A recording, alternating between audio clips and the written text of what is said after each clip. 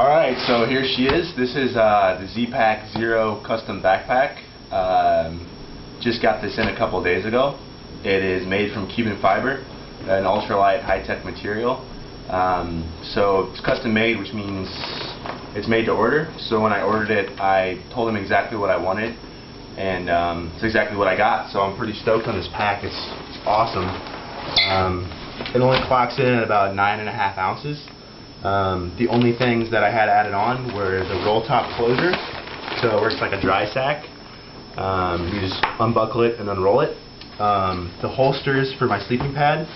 So this is my sleeping pad right here, and then it acts as structure and support for the pack because there is no internal frame on the pack. It acts as an external frame, you could say.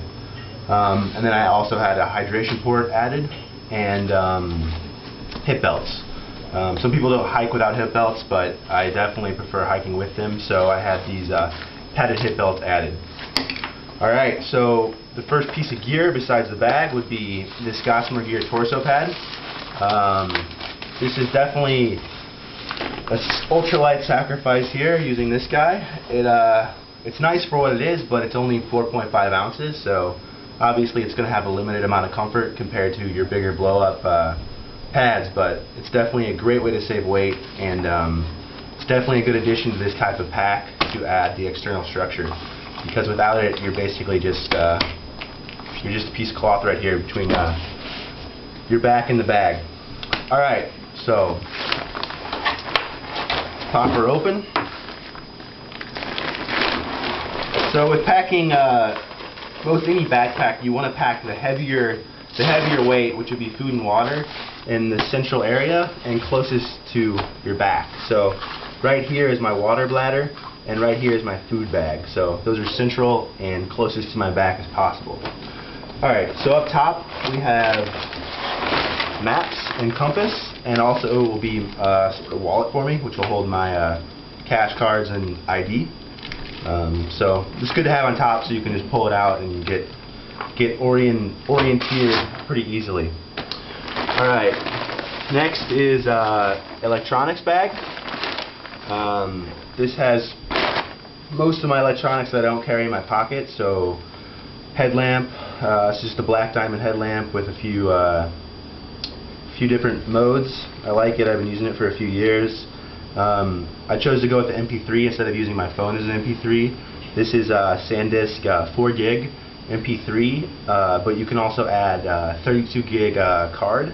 So right there is a micro SD card slot, so you just load that up with music and it becomes a 36 gig MP3, which is pretty awesome for the size. The rest of the stuff in here is just cords and other charging stuff. Alright.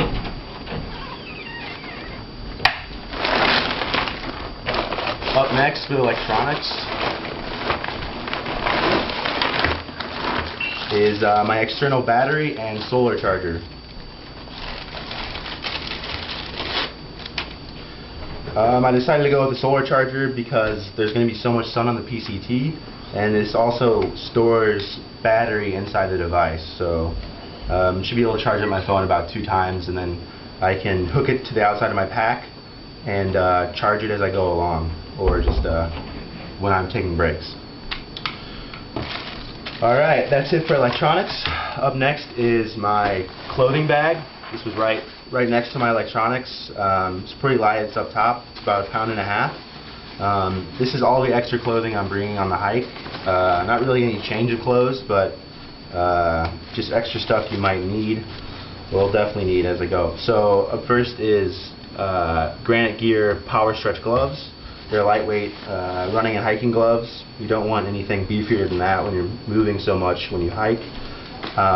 This is Everest Designs wool hat. I cut off all the extra stuff on it, and it's a good warm cap for cold nights. Next, this isn't really a clothing item, but it goes in this bag. It's a 1 ounce pack towel. Yeah, it's called Pack Towel. That's the brand. So I think it's made by Cascade Designs. It's just a 1 ounce pack towel. Just a little something to dry off with.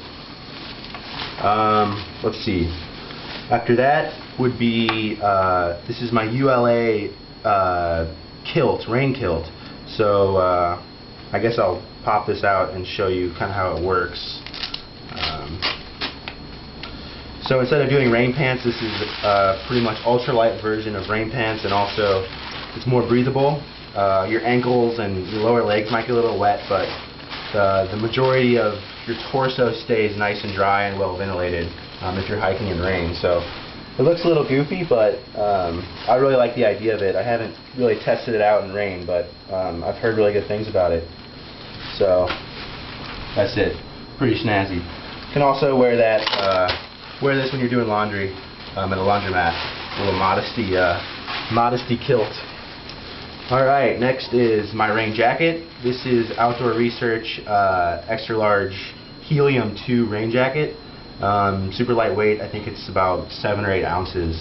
I'm not going to take it out, but there you go. And then let's see, next layer, or this would go under my rain jacket if it was raining, or just to keep warm. This is the Montvale ultralight down parka. Awesome piece of equipment. It expands to be pretty big. Really comfortable. Great piece of equipment to stay warm. These are my camp socks. They're just REI standard lightweight ankle socks. And then lastly, in the clothing bag is my Ski Summit head net for bugs. So my theory with bugs and mosquitoes is skip the bug spray and just cover up to keep them off of you. Alright, up next in the pack is my tent. This is also made by Z-Pack. This is the Hexamid Duplex. Awesome tent. I'm really excited to be using this on the trail. It's only about 21 ounces, so super light, and it's about a little bit bigger than an Nalgene, I'd say. So yeah, this sets up with my trekking poles. So there's no actual tent poles in here. It's just carbon fiber material, like this backpack.